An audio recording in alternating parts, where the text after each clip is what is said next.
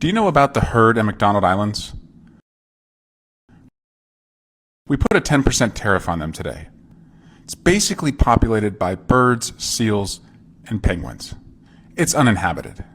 This is the kind of thing that you do when you have no fucking clue what you're doing. You fire the air traffic controllers, you get rid of the bird flu monitors, you get rid of the scientists who are monitoring measles, and you tax penguins. We get to see the maple trees, maple sugar and the maple leaves. We get the biggest wheat fields growing tall. In Canada, where we see the reversing falls. In Canada, we get to see them all. Welcome all. So, Liberation Day came this week, with Trump tariffs set to take place on April 9th now. It was announced at the White House, where the fragrance of rose blooms has been replaced by the stench of farts and fascism. Holding a colorful chart in his tiny hands, he proudly displayed the mathematical wonder that economists say has no basis in reality. Some say it was AI generated. But hey, it made a good TV prop. Just imagine, we could have avoided it all when he forgot to sign the order and wandered off stage after all that effort. Until his babysitter let him back. I hope everyone Googles the Smoot-Hawley Tariff Act, which passed in 1930, led to a global trade war, a collapse in U.S. exports, soaring consumer prices, and a much worse Great Depression. And now Trump is pushing us towards the same cliff. These across-the-board tariffs are economic sabotage. They'll mean higher prices for families, cars, groceries, electronics, you name it. Lower exports as other countries hit back. We've seen this movie before. It ends in pain. Worse, the justification is nonsense. The so-called reciprocal tariff math isn't based on actual trade flows or policy. It's literally just the trade deficit divided by exports divided by 2. It's not economics, that's stupidity. I'll do everything in my power to stop this, but let's be honest. House and Senate Republicans are totally complicit. They gave away Congress's authority on tariffs, and we're all, unfortunately, going to pay the price. But, not so funnily. The stock market has plunged by 2,200 points last I checked, losing $3.1 trillion, and it's so bad that even the Fox channel ticker took it off the screen for the first time in 20 years. JP Morgan now predicts a 60% chance of global recession, saying there will be blood. The truth is that the tariff theory the bankruptor-in-chief uses to justify his actions is based on a work of fiction cooked up by the ex-convict Pete Navarro, he of J6 Green Bay sweep fame. Peter Navarro, who is Trump's former and current trade advisor, who was headhunted by Jared Kushner when daddy-in-law was searching for a trade advisor for China during his first term. And he spotted Navarro's book, Death by China, while scrolling through Amazon books to find popular authors on the topic. So he cold called Navarro for a meeting, and then once hired, he became known in D.C. as a China hawk.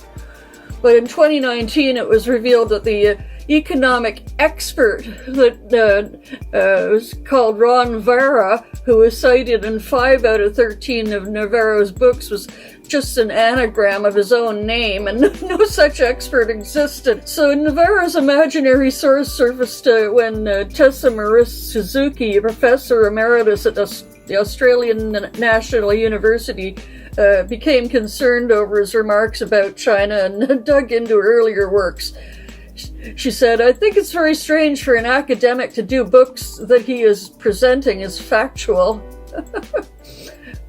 It's a very strange thing for an academic to do in books that he is presenting as factual, she said.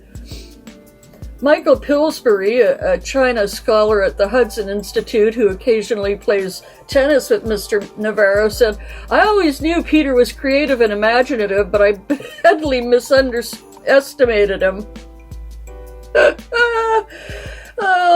Now he's back, and with the help of greasy Howie Nutlick and that vacant vessel Scott Besson, they're pushing their demented con game onto the pablum and feeding viewers of Fox and trying to convince them that it'll all be worth it when they get rich beyond their wildest dreams. They'll be so rich they won't know where to spend all that money. It's like the Nigerian prince scam where they rob you of all your savings and investments and make promises about some fortune in the future to come. Well, there's no magic Musk Doge check coming and no golden age for the middle and lower class, just a golden toilet of an economy. In a last-minute rare bipartisan push in the Senate, a bill was passed to undo the tariffs on Canada, yet to be approved by Congress.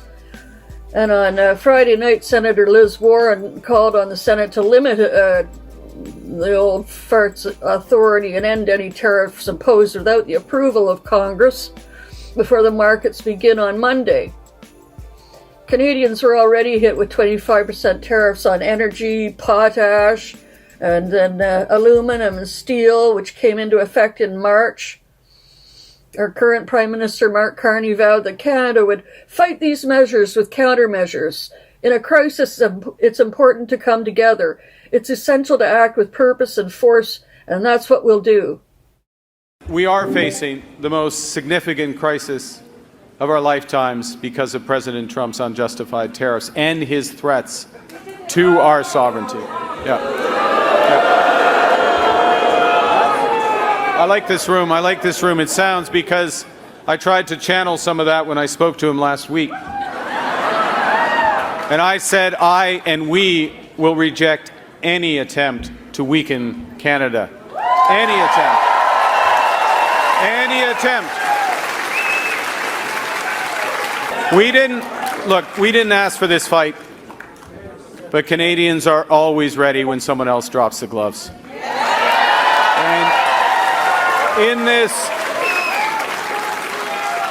in this trade war,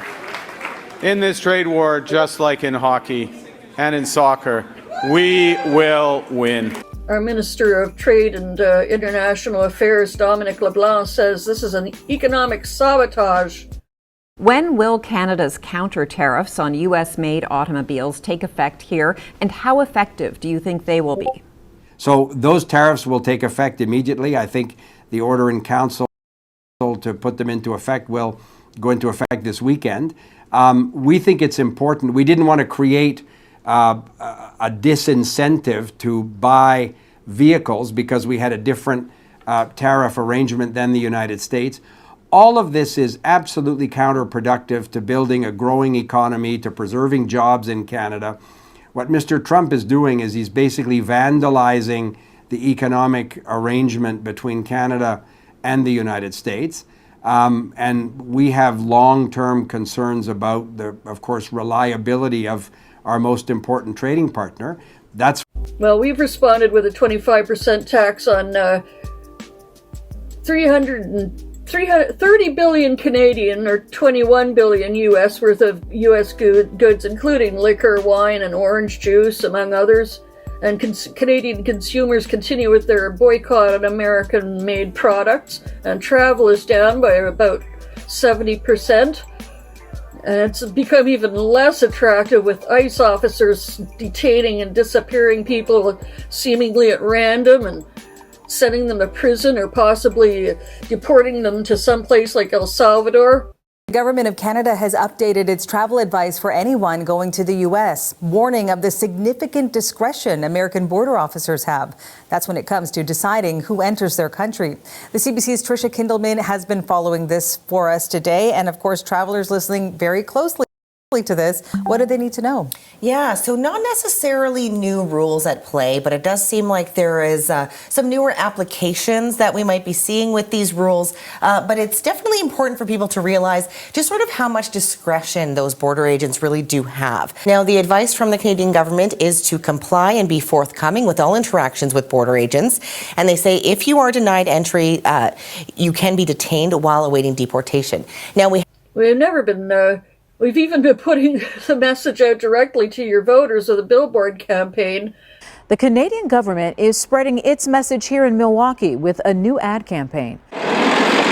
Tariffs are a tax at the gas pump, a message the Canadian government wants you to know, rotating every 20 minutes at the corner of Oakland and North. A tariff is a tax imposed by a government on imported or exported goods. Those who live in this neighborhood like Julia never thought they'd see something like this. That is just wild. We've never had Canada have to try to get our attention like that, I gotta be honest.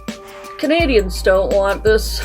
We don't deserve this. And we hate that this is happening between friends and family. But his insults, threats, and demands have awoken a fierce sense of pride and confidence in our country. And we'll get through this. Meanwhile, we go elbows up and fight back hard. Protests are growing everywhere, and we see a lot more of you rising up against this mad king and his modern-day authoritarian playbook to enrich himself and his billionaire buddies. Join the resistance and fight corruption. Let's go! Stay tuned for more on Political Drain Canadian Edition. Follow us on all these things you see here, and our link tree is in the description. Maybe even get some merch.